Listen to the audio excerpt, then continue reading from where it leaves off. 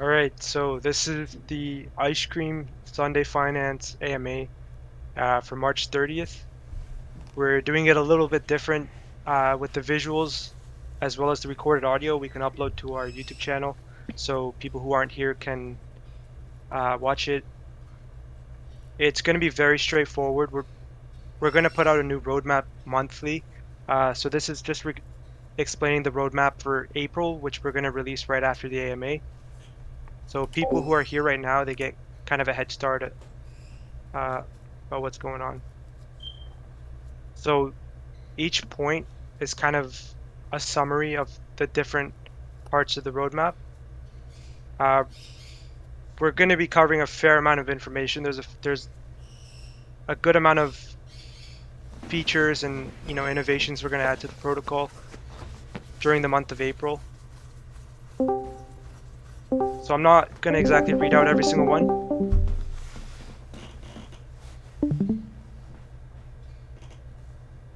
Okay. So the first and most important part, it's kind of carries over from our last AMA. It's the UI, the user interface and user experience redesign that we were doing. Uh, just to summarize it, we did hire a third-party company. They're doing the wireframe as well as the development. The wireframe is complete for the most part.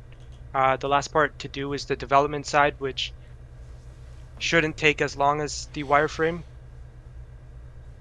So you guys, if you haven't had a chance to look at it, the new website is optimized for your browser, tablet, as well as mobile. Uh, the wireframe itself, it's kind of plain. Like there's going to be animations and light mode, dark mode, a bunch of cool stuff that you're going to see on the final product once development is done. But it's relatively straightforward. It's going to have all the information you need all on the website. A lot of people don't refer to the Git books that we have, so they don't take advantage of all that information. And then there's a lot of questions that could be easily answered. So the website's going to consist of a lot of that information is going to be on the website itself. It's going to be, stuff about us as a team, some statistics regarding the project since launch, frequent roadmap updates directly on the website. It's also going to have very clear access to our socials.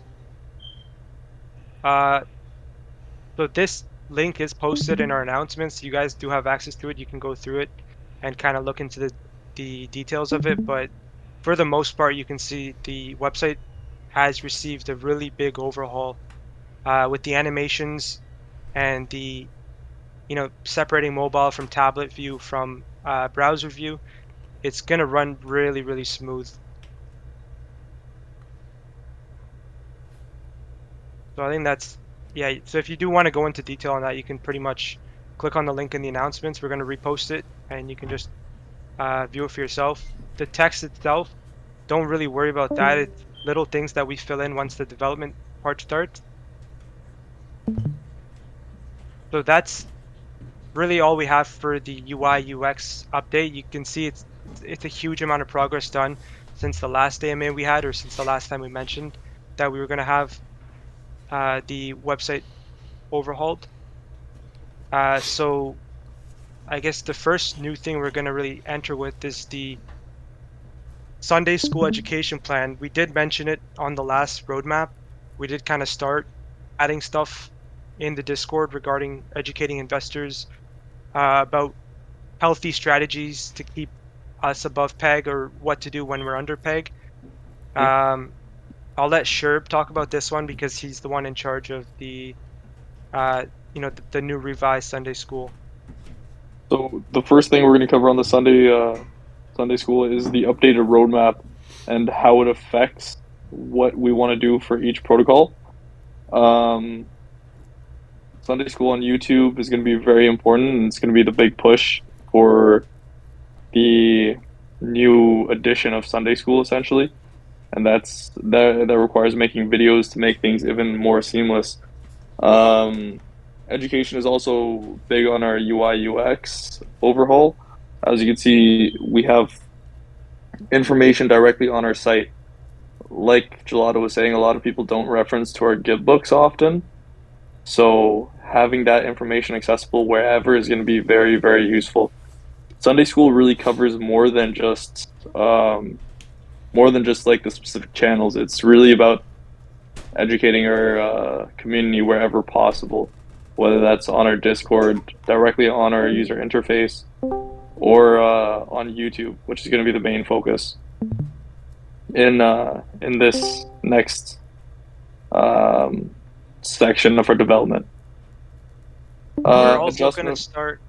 Sorry, go ahead. you go ahead. I was going to go to the next point. So we're also going to incentivize the fact that people are learning. We're going to implement a level system. So the details of that we're still trying to sort out, but you're going to level up as you're progressing through the Sunday school. So the more you're learning, the more you're educating yourself, the higher level you're going to achieve. And then obviously based on levels, we might do giveaways, or maybe somebody who leveled up the most in a period of time might win a prize, uh, tokens, or AVAX or something like that. But we're going to really incentivize the learning aspect of it. Yeah, our focus is to be more like an academy in this sort, where like Gelato was saying, you level up and you progress, and that way you're able to see um, who you could reference for questions and stuff like that in the community as well as the developers and the mods. Um, Adjustment of game plans. We're gonna have we've really been thinking into how to get ice cream above peg and what's the most efficient way to do it. At the moment, our P4 focus is great and it does assist the peg token, but it's at a really, really heavy cost of the share token. So we're going back into details and seeing if there's a better, more efficient way to do it. Um, More flowcharts for remodeled underpeg investment strategies. Uh, we have flowcharts for above peg. We only have one flowchart for underpeg, but we have a bunch of flowcharts for overpeg strategies. We need to develop more different approaches that are more visual for people to look at inside the Sunday school threads and also make videos on that too. I just want to mention one other thing that wasn't on here is especially now that we're starting to implement a lot of stuff, we're going to work on updating our Git books completely because since we're implementing all these new stuff and features, we're going to have a Git book that is more unique to us. So we want to update it and try to make it as detailed as possible for those of you who actually take your time and read that stuff.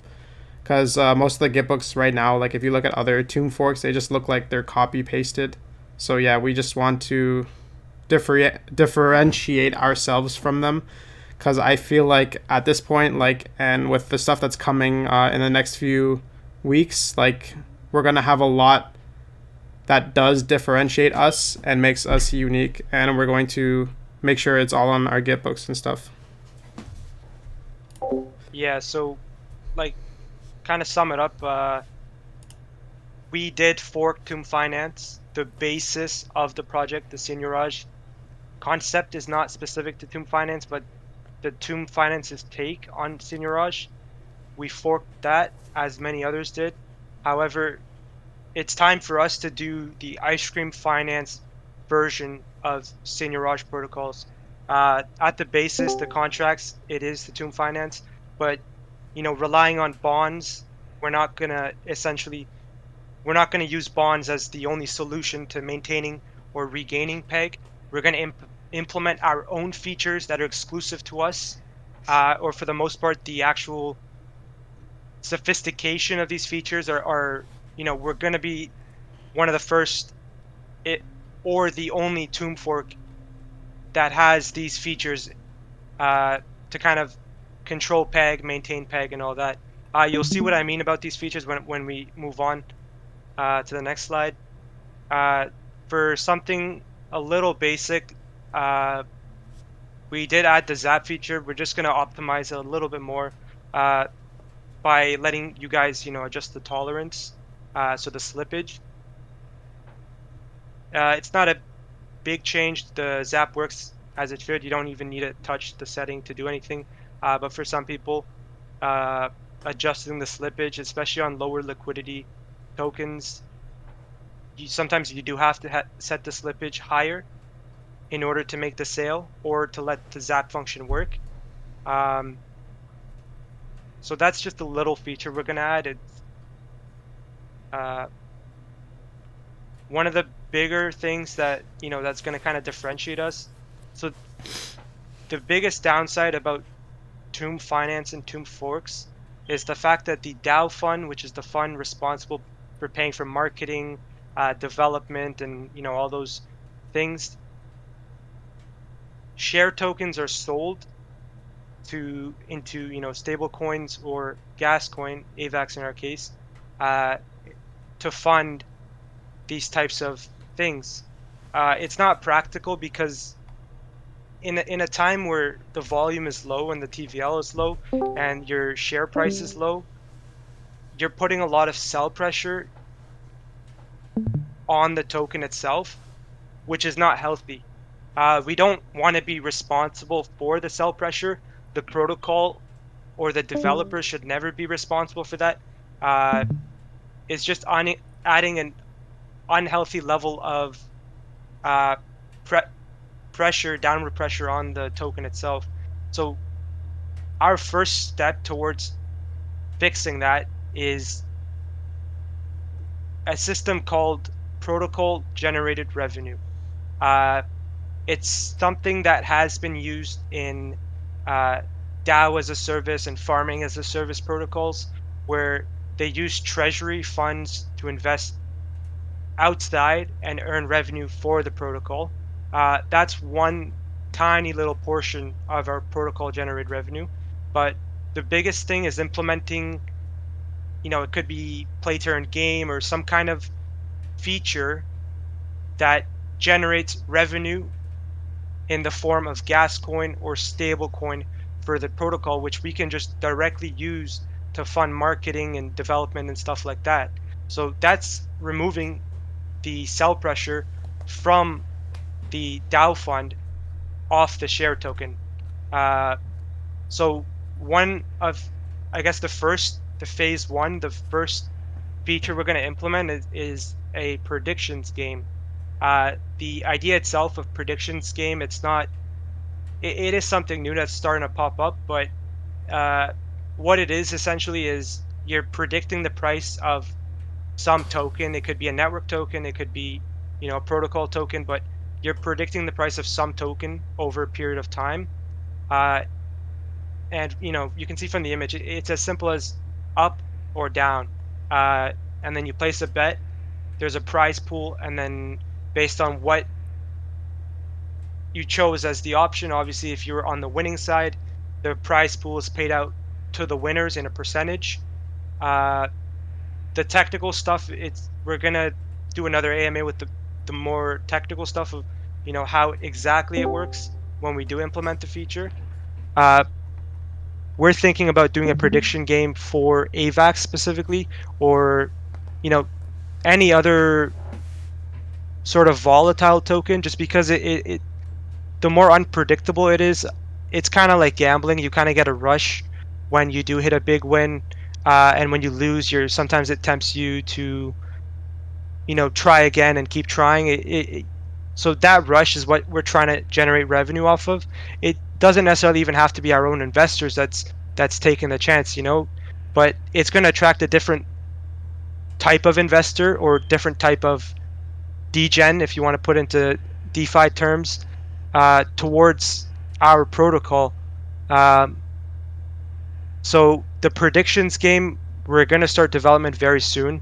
There are some technical stuff we still have to sort out, but for the most part, just give you an idea of one of the features we're going to be adding to generate revenue. Obviously, with a huge treasury that contains stable coins or gas coins, we can do some crazy marketing. Like right now, we try to do what we can with what we have, but it's very limited because we don't want to sell the share token. And marketing for DeFi specifically, it is very expensive. YouTubers, even with their little they don't have very many subscribers, but just because of the kind of the market that they're making YouTube's videos for, they charge a lot of money, and a lot of them want stable coins or gas coins. They don't want protocol tokens. So hopefully with this feature, uh, it's gonna fund our treasury really well, or at least start off by funding it, and then we can use that to do you know a really big marketing strategy. Uh, so this is one of the many ideas that we're going to implement. Hopefully, it does make sense to you guys. For the team, we did put a lot of thought into these ideas. Uh, Tomb forks are not perfect, uh, and the projects that do fix these imperfections will be the projects that are there long term. Will be the projects that are doing well and generating wealth for investors. So this one you guys may have heard of. We've mentioned it in the chat. I think we did do a brief announcement about it. So Froyo Farm, frozen yogurt farm, it kind of adds to our ecosystem where it's a yield optimization protocol, very similar to Grim Finance or on Phantom Network, or Beefy Finance, which is on every network, where we're only going to have vaults that are compounding liquidity pairs. Um, so yes, there is Yield Wolf, there is Beefy Finance, but the problem with these huge projects is they're not giving opportunity to the smaller projects. So Yield Wolf, when we initially launched our protocol, the TVL required to be listed on Yield Wolf was much lower. Newer projects that are launching now, they don't meet that TVL requirement, so they don't have access to vaults or any kind of auto compounder for their investors. So by us creating a yield optimization protocol, a very simple one, um, it's going to give these smaller projects an opportunity to create vaults for their LP pairs. And the benefit that we get out of this is, first of all, Sundae Finance. It doesn't meet the requirement for Yield Wolf, even after everything. We've been pushing them to post our vaults, but they just won't do it. So first of all, it's going to give Sundae Finance investors a place to pretty much park their LP and just let it grow. There is a good chunk of TVL where they just prefer to auto compound instead of manually compounding. Um, but the biggest benefit from this implementation, it's going to be the fact that it generates revenue, although not as much as something like a predictions game or a lottery. It is going to generate a percentage of fees on harvest specifically. So we're going to have a 0.1% withdrawal fee, which is very little. But the thing is, so the harvest fee is 4.5%, which it doesn't necessarily come out of the investor's LP, but it's taken from the APY of the vault. So the longer they're in the vault, the longer they're, you know, comp the longer the vault is compounding their LP, the more we're going to earn off of that specific investor. And obviously with a bunch of investors and a bunch of protocols, that little fee that we do earn, it's going to add up to a good amount of money. And all of this goes straight to our treasury, where it benefits our protocols the most. So this is another step towards generating revenue for the protocol. This will be the first one that you guys do see. It's I don't like to put timelines on things, but this one will be implemented very, very soon. For the most part, it is complete. The logic behind the contract, since it's just a vault, doesn't require. It's not too difficult to deploy, but again, with the UI, we do want to kind of make it like we're not going to contract out the UI to somebody else, but we're going to add our own little twist to it, where it doesn't look like a straight fork of Beefy Finance or something like that. It's kind of Beefy style, but IceCream Finance and Sundae Finance ecosystem themed. Just to clarify, the a fee on the harvest is an industry standard. Like all these other vaults, such as Beefy and Yield Wolf, or Beluga are they're generating their own revenue, right? They're not doing this service for free. They're generating their own revenue through compounding and charging a fee on the harvest, right? Which is kind of like raked off the APY. So the difference and the benefit of having our own is that that fee goes towards our own protocol instead. So we have that benefit. So instead of using Yield Wolf, you can use the IceCream or the Froyo Vault and benefit this protocol. And on top of that, eventually we're going to add other protocols as well and other tomb forks specifically so that we could generate revenue off of people compounding their LP pools inside of our protocol. Yeah, so there we already do have, 2 or 3 smaller tomb forks that will be listed right away upon launch. And that plus a little bit of, social media and Discord and word of mouth, it's going to attract other forks pretty much that don't have vaults yet, just because they don't meet the requirement for Yield Wolf. Uh, the biggest thing about this for us was, why should anybody else earn money off of our token? What I mean by that is, why should another protocol hosting our token make any money off of it? Uh, That is going back towards our yeah, investors, essentially. yeah. Essentially, that money should be made by our protocol for our protocol. It shouldn't be made by a third party protocol that's making the money, but that money itself is not helping our project in any sort of way. So that was the biggest idea about this, A and good that's where. comparison. Oh, sorry. Yeah, no, go You ahead. gotta I go. was. A good comparison that a friend from another protocol brought up. He actually helped us quite a bit with this too. Was Jay Z, for instance, has his own marketing, his own studios, and then it goes all the way until the title, which is him presenting his music directly to the listener. So instead of paying like Apple Music, Spotify, or all those other distributors, paying the recording companies, he's doing it every step by himself. So he's able to generate all the revenue and give a premium product because of that. So if you're able to make all the revenue off of your own item or your own LP farms, it just goes a long way into benefiting both the consumer and the protocol itself. All right. So our first deflationary mechanism, uh, we're planning on implementing a very advanced lottery system. There are several places we've taken inspiration from. The biggest one is probably Pancake Swap on the Binance Smart Chain. So their concept itself was developed by Byte Masons. I believe they did. I think it's either Reaper Finance or Grim Finance, one of those. But they're very they develop a bunch of different things that are very experimental that they don't actually implement, but they do have some very good ideas that we're kind of gonna kind of build off of. So there are other Tomb Forks that have done a raffle, which sure it does work, but it's super basic. It doesn't engage anybody. It's kind of like, oh, it's a raffle. Oh, cool. You don't always like with a lottery. It kind of goes into that psychological thing that gambling has, is where you see a huge prize pool, oh, $300,000 in front of your face. Uh, I use one cream token. I get one ticket. One ticket is a series of 7 numbers.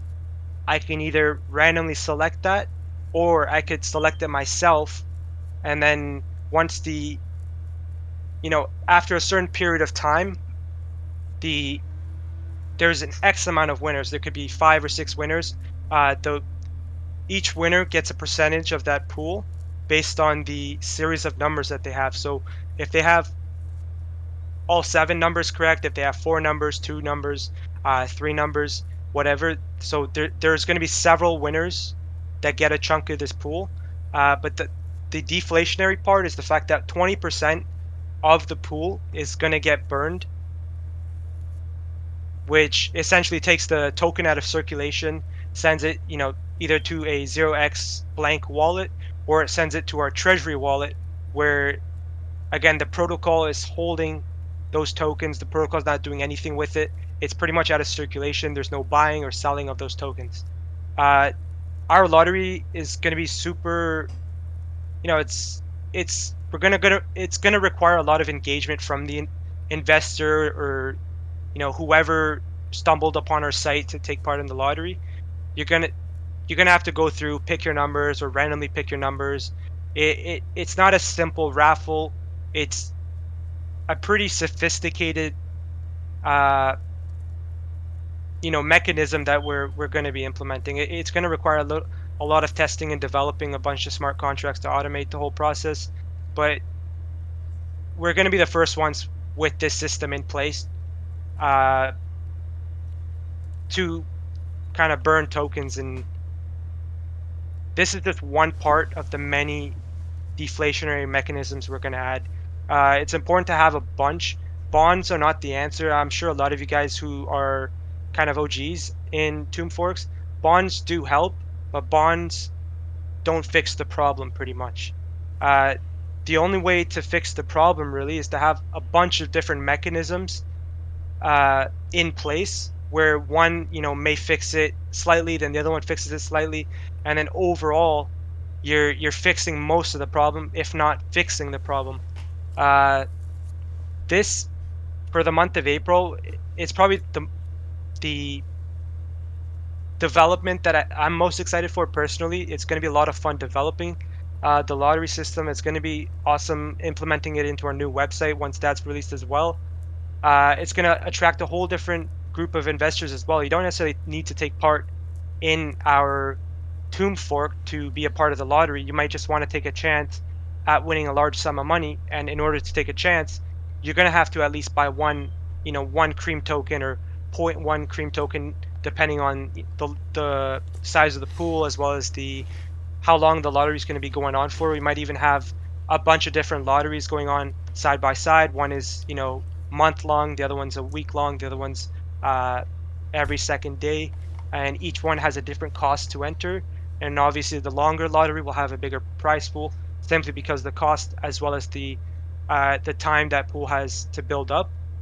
Uh, there's a lot of technical stuff we're going to get into once we do implement the system, as well as update our Git books, and we're going to do a huge announcement specifically for the lottery once it's completed, as well as probably another AMA kind of going over the lottery, maybe create a video to explain how it works. But for now, we're just giving you guys a very basic and general idea of the sort of deflationary mechanism for phase one that we plan on implementing. And this is for the month of April. For the month of April, our goal, this is one of the many goals that we do hope to implement.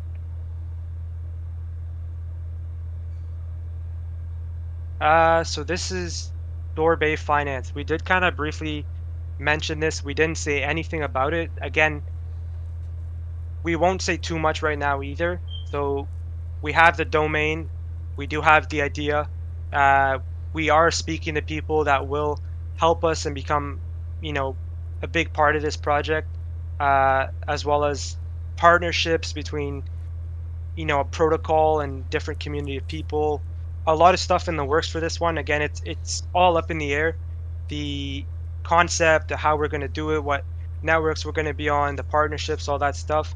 We're just going to very, very briefly go over it just to give you guys an idea of what it is. I know some of you guys were asking about it, but we didn't really answer your questions. We just didn't want to say too much about it, pretty much. Even now, we're just going to be super, super brief. So on Avalanche, there's Imprimax.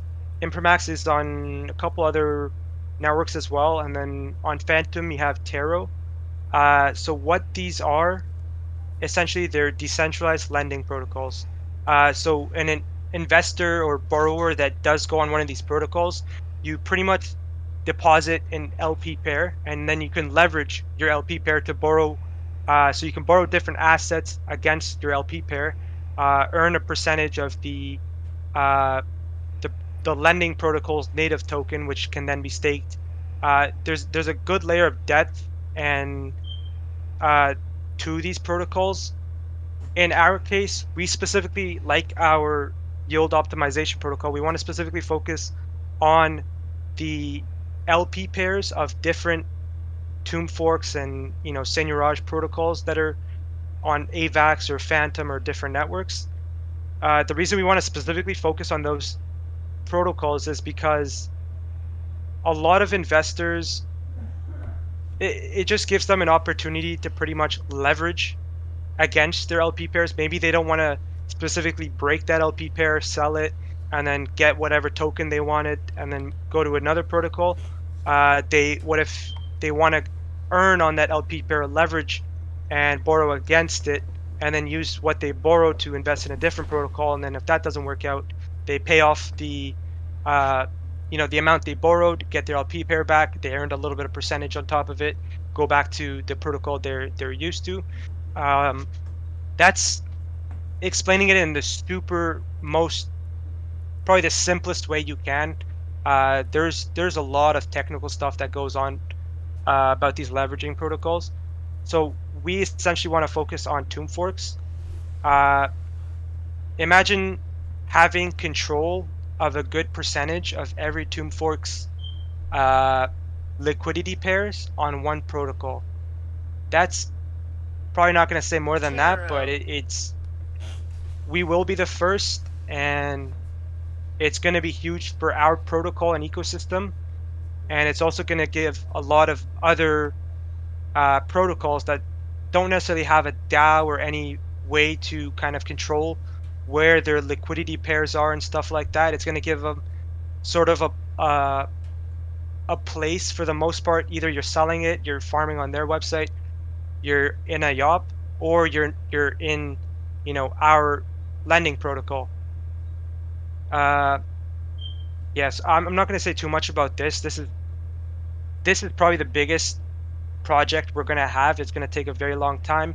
And I don't want to go into too much detail right now because it's not necessarily too relevant in terms of pegging IceCream Finance as well as Sundae Finance. Um, so Boosting boosting. Yeah, sorry, go ahead. uh, the boosting of community engagement.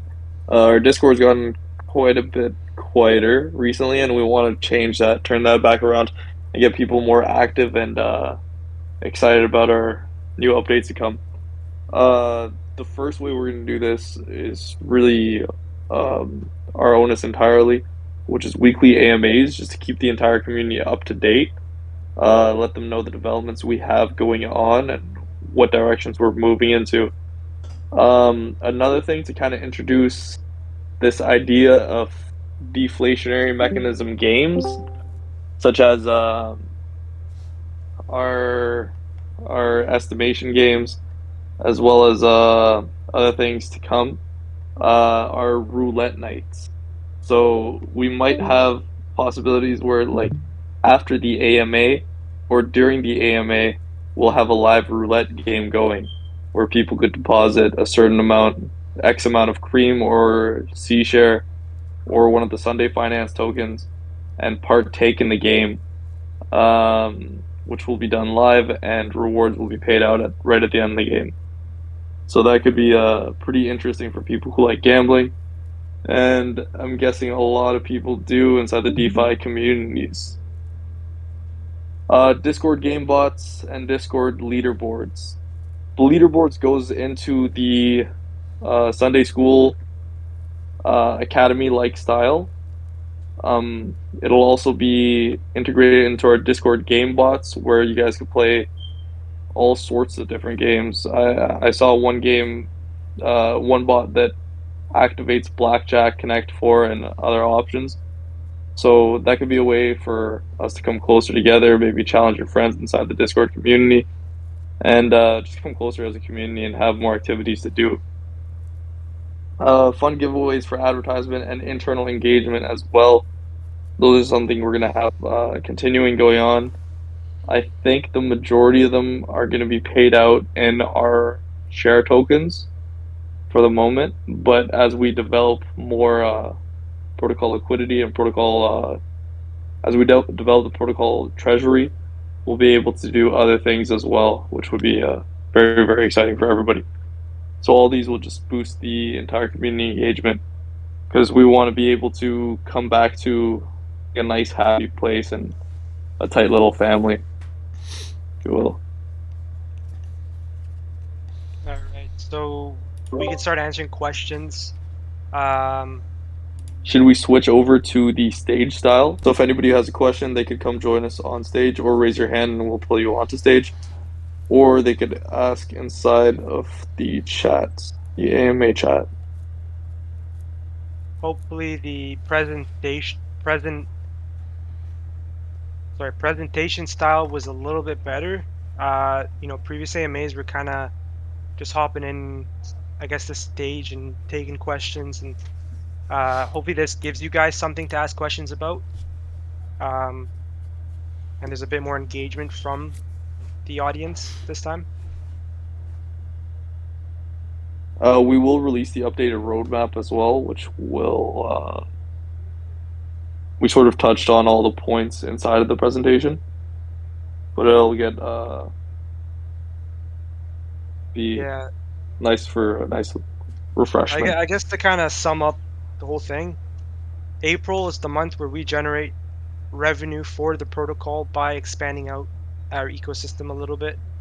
Um, and with that generated revenue, we can do all these cool things, that cost money, um, as well as set ourselves apart from, like, we are a Tomb fork, but we also don't want to be a Tomb fork in a way. For Sunday Finance, we did fork uh, 3 Ohm, and specifically for their DAO. But once we actually got around to looking at how the DAO works, the whole technical part of it made no sense to us. There was no benefit to the protocol using their DAO. It just made no sense. It had no benefit to the protocol, hence why we never implemented it. And there's also the issue where even if the protocol is under peg, the DAO still prints and distributes the governance token, which essentially hurts the protocol. Uh,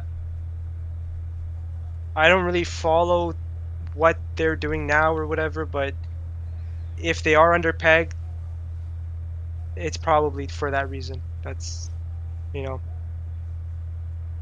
So the biggest thing for us this during the month of March was kind of figuring out how we can separate from all these other projects, what we can implement to separate us, as well as, personally myself, I've left all these other groups, Tomb Fork Watch, Tomb Raiders, whatever. There's no reason for us to be as a team a part of these kind of Discord groups where there's, degens, APR chasers. It's not a good vibe. It's not a, I find it's a waste of time personally. No offense to anybody in there, no offense to the owners of the Discords, but it's not, you're not focusing really well when you're just seeing all these new projects pumping out and flopping, and people losing money, and just, it's not a good vibe in there. I left all those. I don't want any association uh myself personally as a developer in those Discords. uh we really want to just focus on our ecosystem, on our project, build, market, do everything we can for our investors, and just kind of sit in our corner, uh, and just keep improving ice cream finance and Sunday finance and everything else that we do end up developing.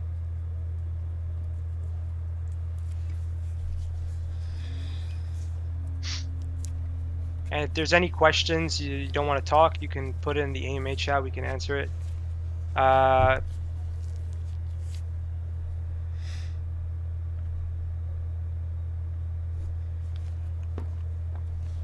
if not, then we can cut it shorter. It was a little bit later in the day than what we usually do. Uh, I know I think it's UTC or one of those, they're probably sleeping right now. But outs join us on stage. Oh, we forgot to mention, so it wasn't in the slideshow. We're gonna create a Medium account where we it'll be Sherb because he does like to kind of pick his brain apart. So we'll create a Medium account where we kind of talk about our ideas, our thoughts, what we want to do, what we could do, what we're gonna do. Maybe weekly. So you have the AMA, which is weekly or bi-weekly, as well as the Medium articles that come out weekly. And it just gives you a little update of what we're doing or what's going on or what we plan on doing. Some people they might not want to listen to us talk all the time, right? As they just want to read quick article, get their update, and they're happy. So we are going to do that as well. Uh, Hopefully for next sometime next week we'll have our first Medium article released. If you haven't I, checked anybody's Medium before, it's essentially a blog where people just write their thoughts. So a lot of people can reply to these whenever we do write in Medium. We'll reference it and we'll say like we'll title it or subsection it so that people are able to reference this and add on to that in either our main chat or a suggestions thread.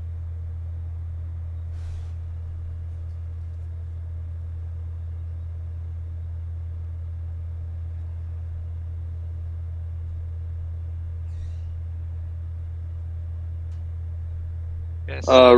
Ray will be uploaded to YouTube. I've made a YouTube account, so Yeah, that's one of those new things we plan on doing is every AMA will have kind of like a visual guide as well as the audio recorded, and then it's going to be uploaded to YouTube where anybody at any time can view it. Uh, we're always open to answering questions in DMs. We're always open to answering questions in the chat. Doesn't have to be during an AMA or after an AMA. Um,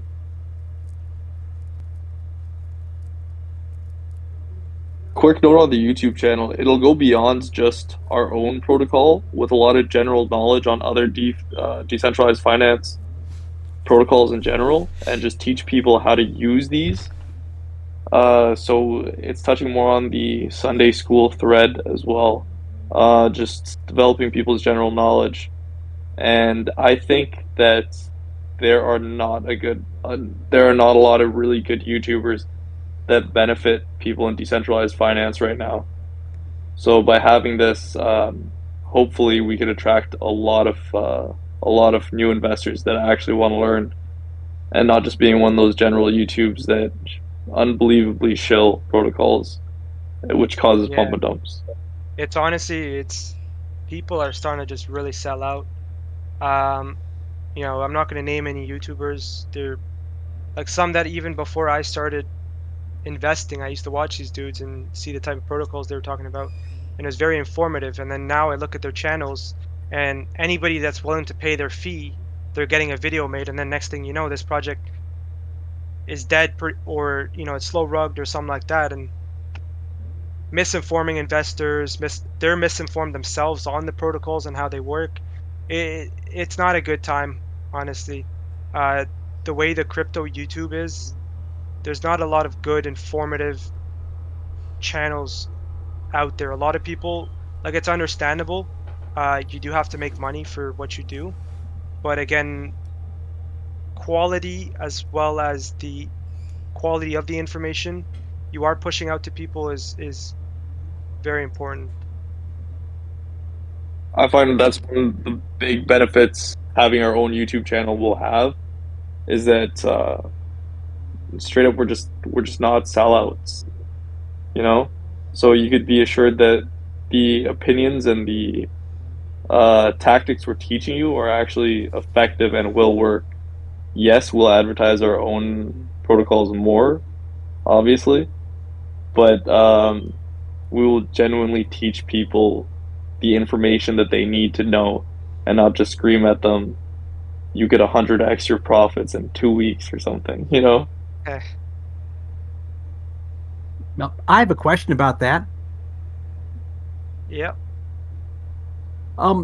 Where are you guys expecting to get the content? Is this going to be like organic, internal? Who's going to do them? Because I would volunteer to help with that effort. All right. Well, you're Uh, signed up at, then. at first it'll definitely be organic, but hopefully, like, I want to make, you know how in YouTube channels you can make categories. So within the categories, we'll have one category for just our AMAs, for instance, and then a whole other category for just general knowledge. Um, I've looked into hiring whiteboard animators, and I think they'd be very effective for these. So we could just give people really good understandings of how all sorts of decentralized finance protocols function. Yeah, it'll be the YouTube channel, I guess like team community kind of YouTube channel. Um, Yeah, at first it will start organic internally, and we're hoping that it picks up from there and becomes more and more advertised.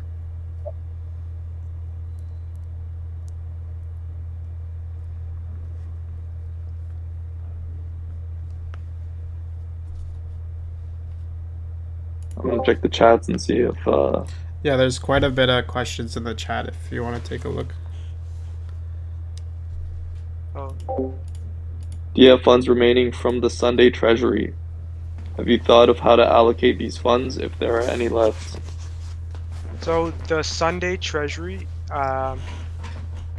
So I'm just gonna put this into perspective. So we had our Genesis pools.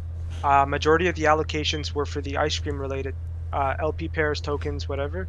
Uh, the lowest, I guess, allocations were Die, and I think we had Wrapped AVAX or something, which earned, what do we have? 1% tax, I believe. Yeah, 1% tax. And then the rest was LP pairs related to ice cream finance. So we do have LP pairs, we do have, cream tokens, C share tokens, but we can't do too much with that. Like in order to do buyback for cream, you have to sell C share. Now you're putting sell pressure on C share or, um, you know, S- Sunday finance LP pairs that we got from the tax, or we got a bunch of fudge from the token tax. Um, this is where the 3 ohm style treasury, uh, this is where it fails. At first, us using it, it was experimental. We implemented the idea, we thought it was a good idea, but now after actually using it, what it generates is not useful, right? Like it is useful in the It way that generate we have our it own gives tokens. Yeah. you generate revenue in your own tokens, but then you can't use your own tokens because you would hurt the protocol. So we have a lot of cream and C share, but if we sell one to do a buyback of the other, it's just going to lower the other one. What you need is to generate revenue in, let's say, AVAX or DAI or some sort of stable coin, and that is actually very effective because then you could generate actual buybacks without hurting your own protocol.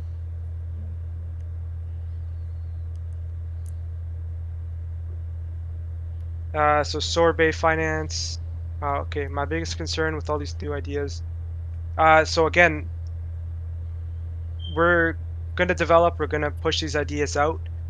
The first, the ideas that we're initially gonna push out are ideas that generate revenue for the protocol. So in order to do marketing, effective marketing, not any kind of marketing, but effective marketing, it requires a lot of capital, revenue, stuff like that. You got to be able to pay for it. Right now, with sure we could get some kind of YouTuber. Hey, do you want C share? Do you want cream? Whatever. A lot of times, let's say 95%, they don't want that asset. They want stable coin. They want something like that. And in order for us to give that asset to them, we have to convert our native tokens into whatever they want and then give it to them. So the biggest problem with marketing is it requires a lot of capital to do effective marketing. And in order to get that capital, you have to implement systems that generate it automatically without you even have to. Like you don't have to invest elsewhere. You don't have to do things like that. It's ideas and systems in your own ecosystem or protocol that generates revenue straight to the treasury, where you can use those funds to kind of. So marketing is very hard in kind of tomb fork scene, I would say, uh, with the current model of how tomb forks are. Uh, it took a little bit for us to, kind of figure out what the problems were from. So running the protocol, let's say a protocol that's kind of in our situation where the TVL has dropped down a little bit, prices are down, we're under peg, we're working on recovery. You're not generating You can't necessarily sell too much of your native tokens. When your protocol is doing really well, you can start selling it off without making too much of an impact on the price or anything like that. And you can do effective marketing at the cost of the tokens. But when a protocol is kind of slower, like ours at the moment, it's a little bit harder to sell those tokens to pay for marketing and stuff like that. So that's why we really want to implement the deflationary system as well as the protocol revenue generating system, which is the Froyo as well as the predictions game. With the help of those two, essentially, it should generate enough to kind of we we can pay for marketing stuff like that, but we can also, as I mentioned, like DAO as a service or farming as a service style. When you have a large sum of cash and you invest it elsewhere, blue chips, whatever farm stuff like that, where over a period of time it generates revenue as well. Personally, I'm a big fan of validator nodes. Like I would love to have an amount of AVAX that we invest into a validator node, and the validator node earns, I think it's like 11% APY yearly, which is good because that's the investment earning money. But the other benefit is now we can implement the RPC endpoints that our investors, let's say you buy an NFT, you also get an RPC endpoint, which you can link to your wallet. And now you have faster transactions and stuff like that on the AVAX network using the protocol's validator node. That's an idea I really want to do, but we didn't include it in the like I guess in the AMA or whatever, because we're not at that point yet. We can't afford to do something like that. Um, but I think that would be really cool to have a validator node, and that right there would be one big thing that separates us from Tomb Finance itself. They don't have any, like, a validator node helps the AVAX Avalanche uh, network, as well as also gives us something that's different, something that we can offer investors that other Tomb forks can't. If you guys aren't sure what validator nodes are, they're soft nodes, so software nodes, pretty much, where you're running it by locking in a fixed amount of AVAX. You earn 11% APY, I believe, on that locked in amount of AVAX. And in return, you have RPC endpoints, which essentially you can route your transactions through these endpoints. And I'm trying to think of the easiest way to explain this.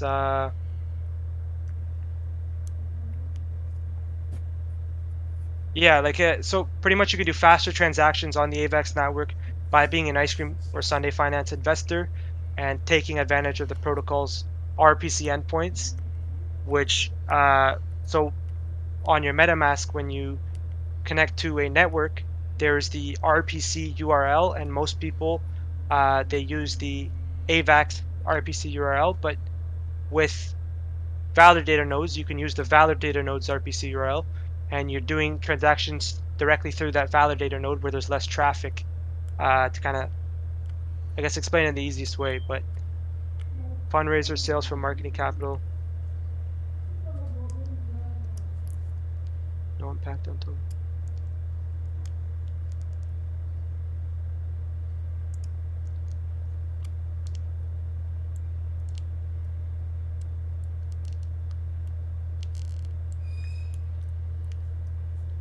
yeah, so fundraisers and stuff like that, like we could do it. It's just I guess we kind of feel bad asking you guys to help raise money, like we should be we are here to kind of, build something for you guys to build wealth.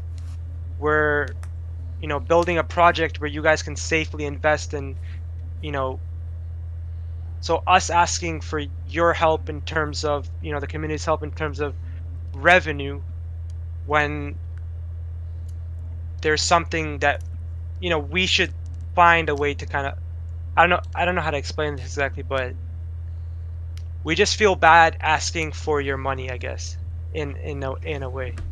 Um, like there are things we can do and we should do uh, to generate revenue.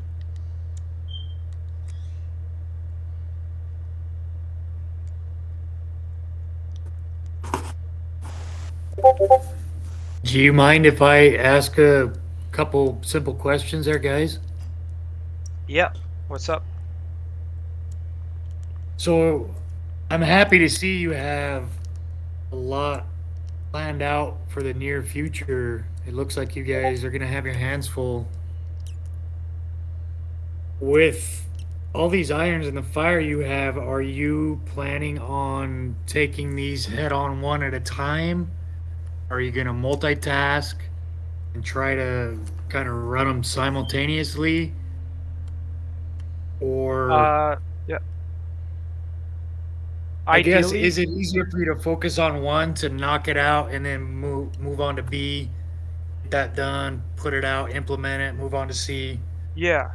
So the roadmaps, we are going to release monthly roadmaps, and for the most part, most of the items on that roadmap we aim to have completed.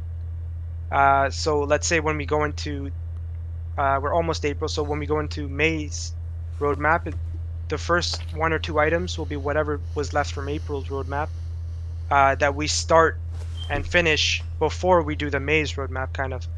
Uh, I did set up a Trello for the team where I broke down everything for every kind of project, everything we need to do, and I made sure that everybody, uh, like I told them, even if you do one little thing every single day, by the end of that week, that one little thing will accumulate and, equate to a large task completed.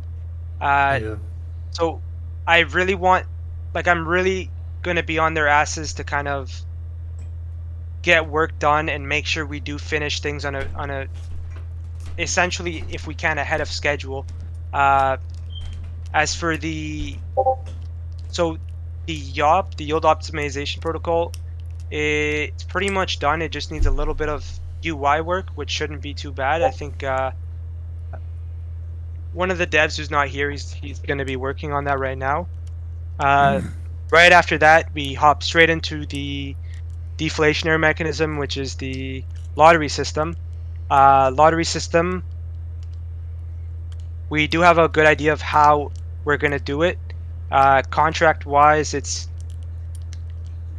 relatively complete contract wise. It's linking it to our UI, getting, our little touches in there.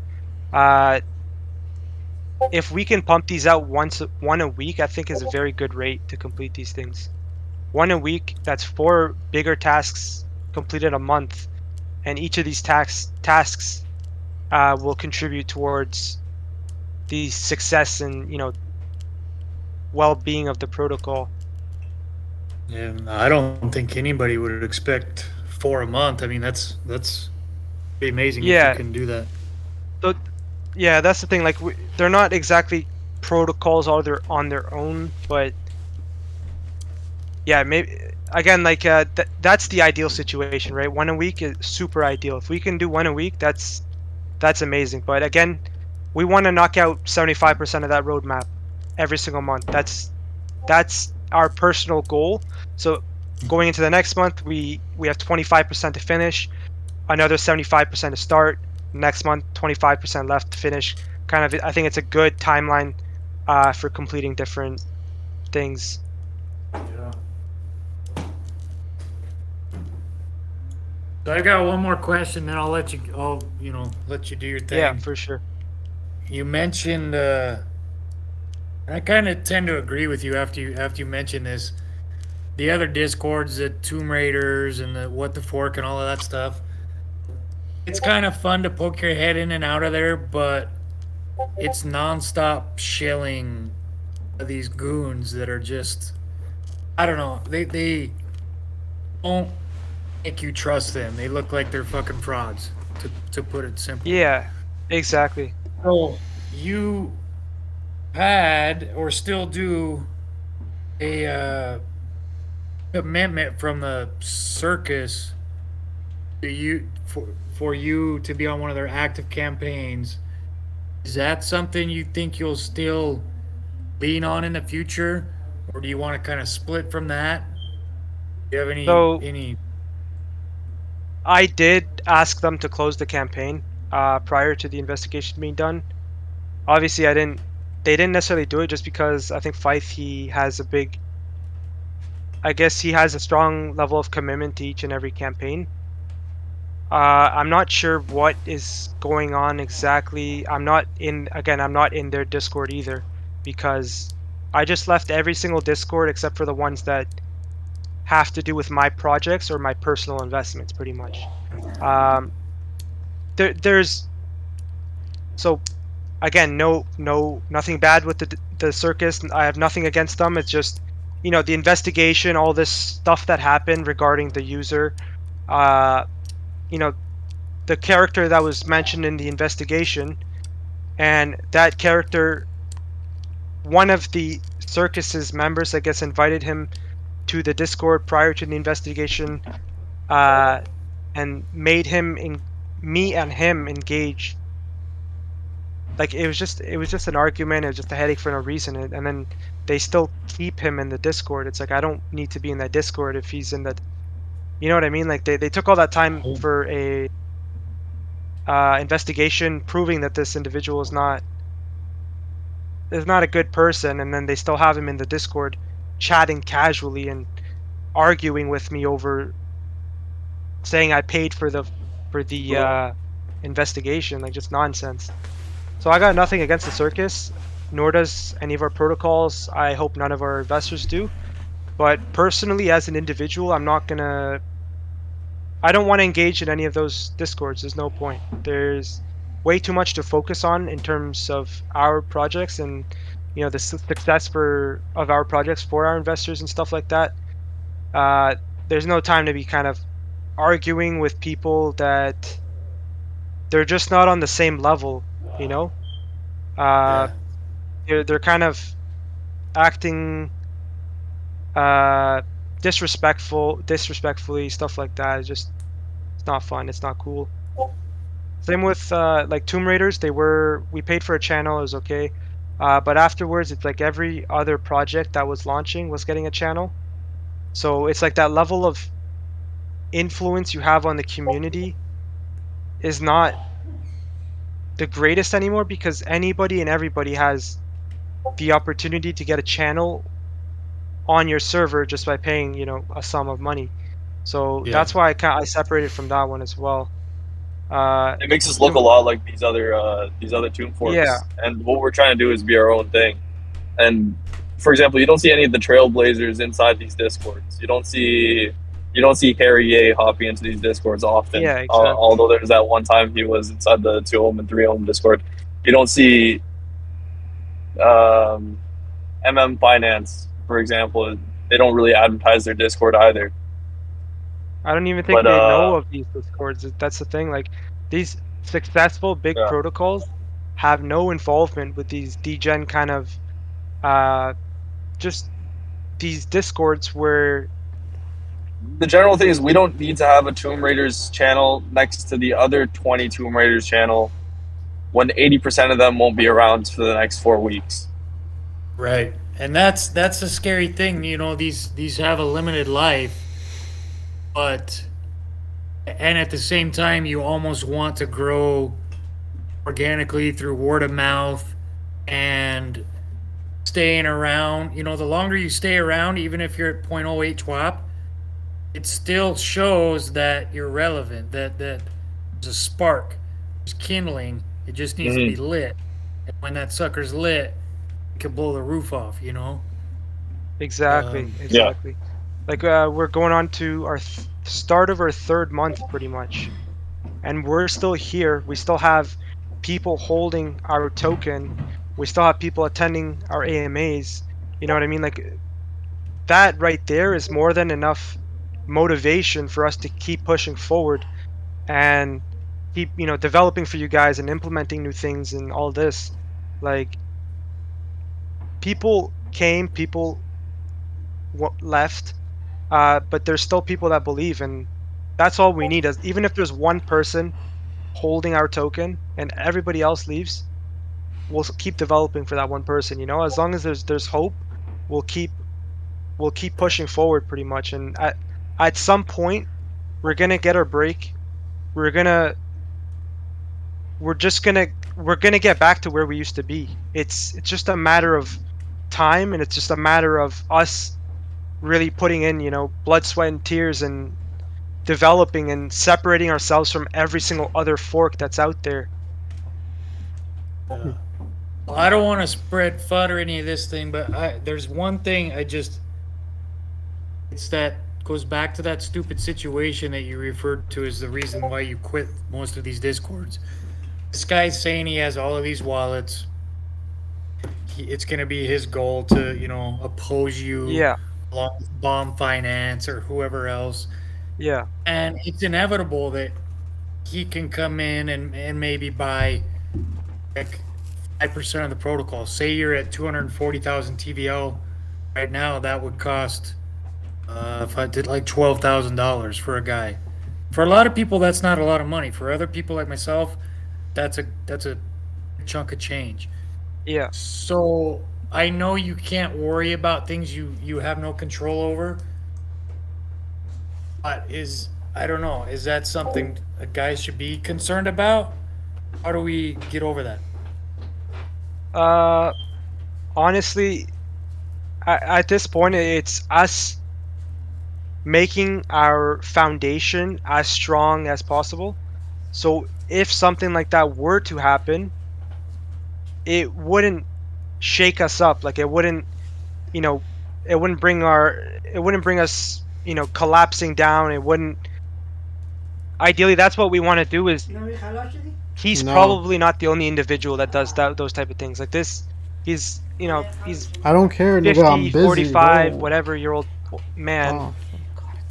You would think he's, a teenager the way he acts and stuff. Like it, I don't want to get into it. I don't even like We we had, essentially yeah, you're gonna have to have ammo for the inevitable collapse. Say we climb up to 60, 70, $80 per cream. yeah, There's gonna be one avalanche of a sell-off. Drop it, maybe 30, 40, 50%. And the core community members, I feel, need to be ready, willing, and able to jump on that red candle as soon as possible to eat these bags up, and get these guys out of there. yeah, exactly, exactly. Even like, so if you're in, as from an investor perspective, if you're in a project and this project, if there's a huge dump and you see the huge dump, but it's going to recover, you're most likely going to go and buy it at the cheaper price, and then once it goes back, you're in even more profit. So we need to get our community. Look, we just need to. What's the word? We kind of, yeah, our foundation pretty much, our core members, our strongest members. It has nothing to do with the amount of money somebody has invested or not, but it's more about loyalty. Like they've been there from the bottom, they've been there at the top, they're still there at the bottom, and they're still going to be there at the top. Those are the people that no matter what happens, they'll always be there for us. And those are the people that we want to kind of keep around. Uh, uh, sorry, I'm just like blanking out right now. Uh, Uh, you're good. like pretty much liquidity is a big thing, right? We need to have liquidity. So if we ever do get to that point where, we're $90 or back at zero point 0.9 peg or something, uh, we need to have good foundation, good amount of liquidity. So bigger sales, they're not crashing the price 50%. Uh, and I Yeah. think our So general understanding of the tokenomics and allocations, as well as the outside help that we do have, it's going to contribute a lot towards that. Like if there's ever a situation in terms of tokenomics and we don't know what to do, uh, we have, Fife, or there's, Dread, or anybody. There's tons of members in this community or other communities that are very knowledgeable about what to do in those situations, and we can always ask them for help and they'll gladly help us. Uh, so I think we've built a lot of good relationships that will benefit us when things like this do happen. Uh, and it probably will happen. Who knows? Like that individual has their own tomb fork now. Who knows how long that's going to last? Who knows when they're going to go back to doing what they're doing? But I don't even want to think about what they could or could do. Like it's best to just assume them irrelevant, and or something like that not relevant, and think of it as just a big sale that happens. It happens, we recover, boom, back to normal. right. Nothing to get upset over, nothing to kind of panic about. Uh, like there were a couple forks that dumped in the last couple days, and it's just a lot of big sales, but because their community, they have a good community, strong community, they recovered relatively quickly. Example, I think it was Base Finance. They had an individual sell well over $400,000 worth of their governance token, uh, and they recovered. I wouldn't say exactly to where they used to be, but they're holding strong at where they are now, and that's because people have I guess they have a good understanding. So again, that's education part comes in to play right there as well. If you know the normal like cycle of tomb forks, where there will be whales entering, whales exiting, there might be sell-offs, there's going to be pumps. If you understand that, then you're probably not going to panic or, I guess, paper hand in a sense. It's not going to be a set of dominoes kind of toppling over. It's, people see it happen and they know how to act, uh, and it recovers relatively quickly. I think, like, to expand on that point, we can kind of look back at IceCream when we were just starting off. Like, we had a lot of YouTube videos and stuff with crypto YouTubers, and it promoted like tomb forks to, I guess, an environment of people that didn't really understand tomb forks like some of us. So it's like they buy our cream token, for example, and then it starts going down and they're like, oh my god, I'm going to lose all my money, right? Like they're not actually, we've said this a lot of times, they're not actually investing to play the protocol. They are just investing to try to make a lot of money because they see green on the charts, right? So basically the point of like the Sunday school is we want to create, like, we want to, first of all, like we mentioned before, disengage from all like the toxicity that's, I guess, in the tomb fork environment itself. But we want to create our own environment, our own community where it's positive and people are learning, and we want to help educate investors or new investors, right? We want to be like the pinnacle of that. So kind of like Finance does. We want to create a community, we want to create an ecosystem, an environment where people can feel safe investing in, and people can, well, we don't want people to feel overwhelmed when they're coming in and they're not familiar with this stuff.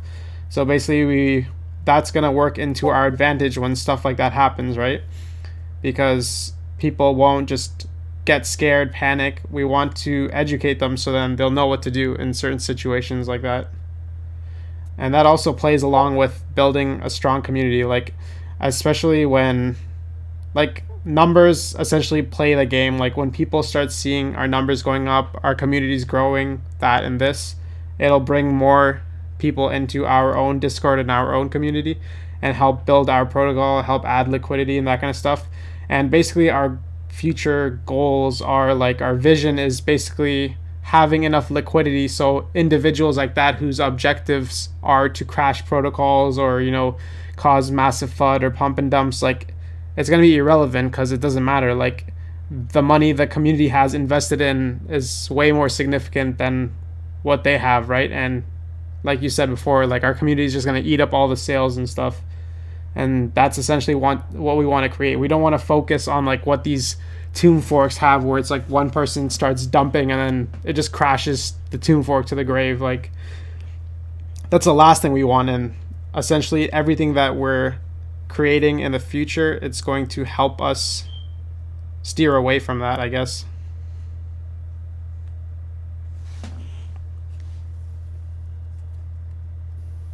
Very cool.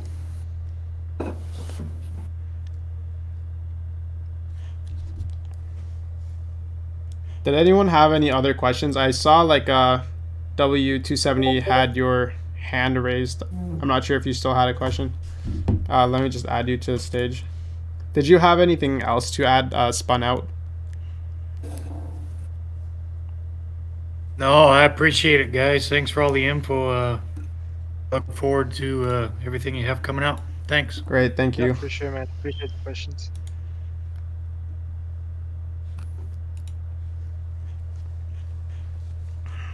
So I added you to the stage. If you had a question, you can go on ahead.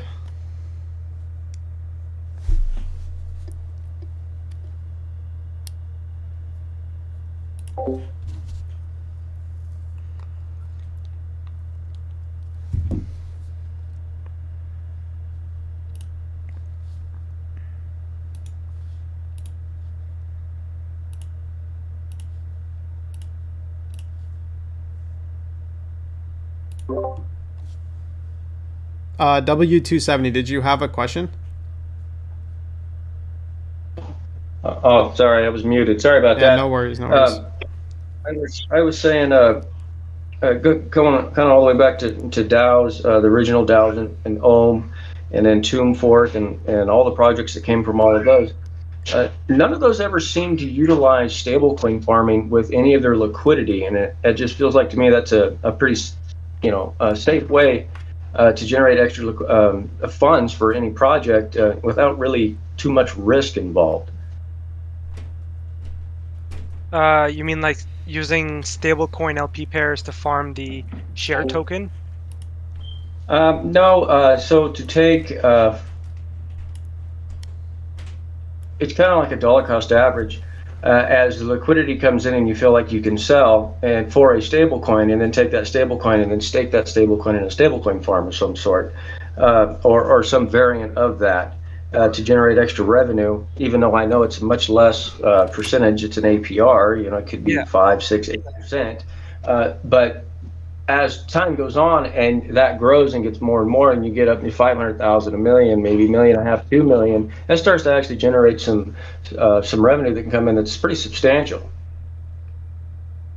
Yeah, so yeah, I agree with you. They don't do it, and that's why I really want to do it. So before Tomb Forks, I guess I was heavily invested in DAOs and DOS, which is DAO as a service. So fake node protocols where their treasury is used to invest outside of their protocol, and the revenue generated is then used to initiate things like buybacks and stuff like that. I want to do the same. So once we are generating revenue, that revenue is put to work. Like in crypto, you don't sit on your money most of the time. You put it to work, and you make it grow exponentially. So we're going to do the same thing, but the thing about the way we do it is I also want community involvement. So we could put like a vote of 5 different investments with X amount every time. We could start off with 10,000, whatever every time, and we have just a bunch of investments, and then on the website there's a page saying treasury investments, and then you have amount, wherever it's invested, the contract address for it. Uh, that is something I want to do. That's something that needs to be done, and I want to do it. Uh, and it's gonna so everything earned from the protocol generated revenue is gonna be put to work to grow as much as it can.